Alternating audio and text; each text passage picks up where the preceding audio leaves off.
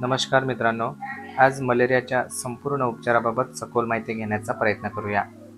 Malaria आजार ॲनाफिलीज डासांची दूषित मादी चावल्याने होतो आणि दूषित मादी इतर व्यक्तींना चावल्याने मलेरियाचा प्रसार होतो.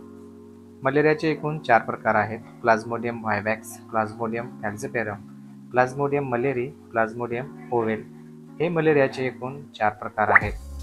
महाराष्ट्रामध्ये या 4 प्रकारापैकी प्लाझ्मोडियम व्हायवॅक्स आणि प्लाझ्मोडियम फॅल्सिपेरम हे 2 प्रामुख्याने मिळतात. त्यापैकी प्लाझ्मोडियम फॅल्सिपेरम या प्रकारामध्ये रुग्णाचा मृत्यू होऊ शकतो. आज या व्हिडिओच्या माध्यमातून पी व्हायवॅक्स आणि पी फॅल्सिपेरम या 2 आजार झालेल्या रुग्णाला आपण उपचार कशा पद्धतीने करतो याची माहिती घेण्याचा प्रयत्न करूया. प्रथम या ठिकाणी प्लाझ्मोडियम व्हायवॅक्स या प्रकाराच्या उपचाराची माहिती घेऊया. वयाच्या कॉलममध्ये आपण जर बघायला गेलो तर लेस दॅन 1 इयर्स, जर 1 वर्षाच्या आतील मुलगा असेल किंवा एखादा बालक असेल तर त्याला उपचार कशा पद्धतीचा दिला जातो इथे बघू शकता आपण.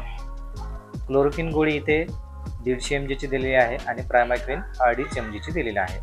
तर या ठिकाणी 1 वर्षाच्या आतील बालक असेल तर त्याला 75 mg क्लोरोक्विन, प्रायमाक्विन काहीही द्यायचं नाही.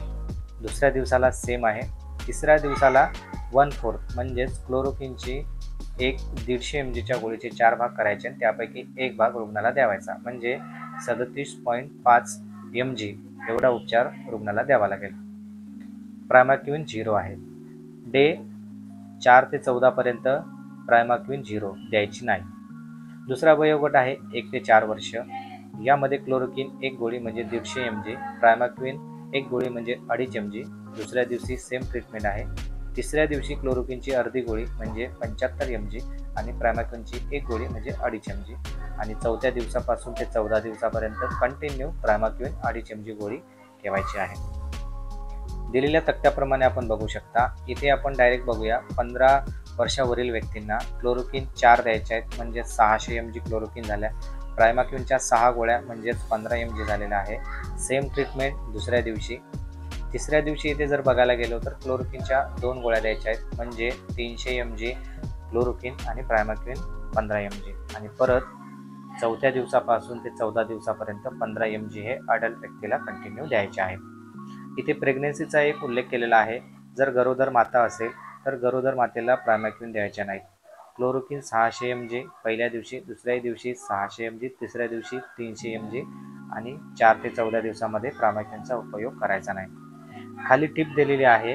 गरोदर स्त्रिया तसेच 1 वर्षाखालील बालकांना प्रायमाक्विनच्या गोळ्या देऊन हिवताप दूषित रुग्णांच्या सहवासितांचे रक्तनमुने घेण्यात यावे.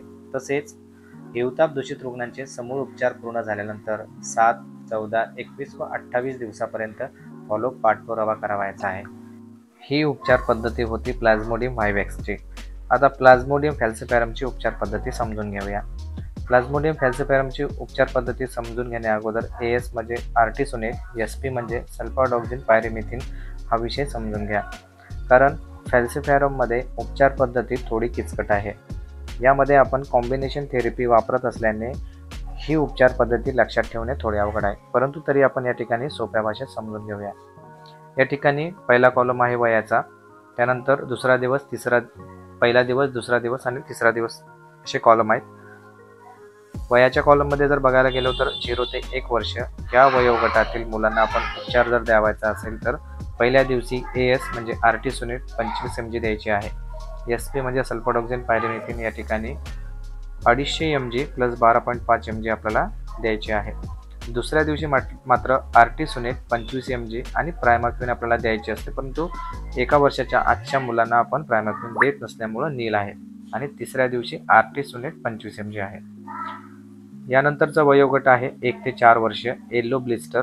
यामध्ये पहिल्या दिवशी आर्टिसोनेट आहे 50 mg, त्यानंतर सल्फाडॉक्सिन पायरिमिथिन आहे 500 mg + 25 mg आणि दुसऱ्या दिवशी आहे आर्टिसोनेट 50 mg आणि प्रायमाक्विन 7.5 mg. तिसऱ्या दिवशी 50 mg आर्टिसोनेट आहे. अशा पद्धतीने या पुस्तकामध्ये आपल्याला उपचाराच्या पद्धती सांगितलेल्या आहेत. शेवटचा आपण वयोगट बघूया. 15+ वय जे वयोगट आहे त्यांना व्हाईट ब्लिस्टर आहे. पहिल्या दिवशी आर्टिसोनेट 200 mg आणि सल्फाडॉक्सिन पायरिमिथिन या ठिकाणी 750 mg + 37.5 mg. दुसऱ्या दिवशी आर्टिसोनेट 200 mg आणि प्रायमाक्विन 7.5 mg आहे. तिसऱ्या दिवशी आर्टिसोनेट 200 mg आहे. हा तक्ता थोडासा समजून घ्यायला अवघड आहे, परंतु जर आपण वारंवार याचा सराव केला तर आपण सहजरित्या तोंडपाठ होऊ शकतो.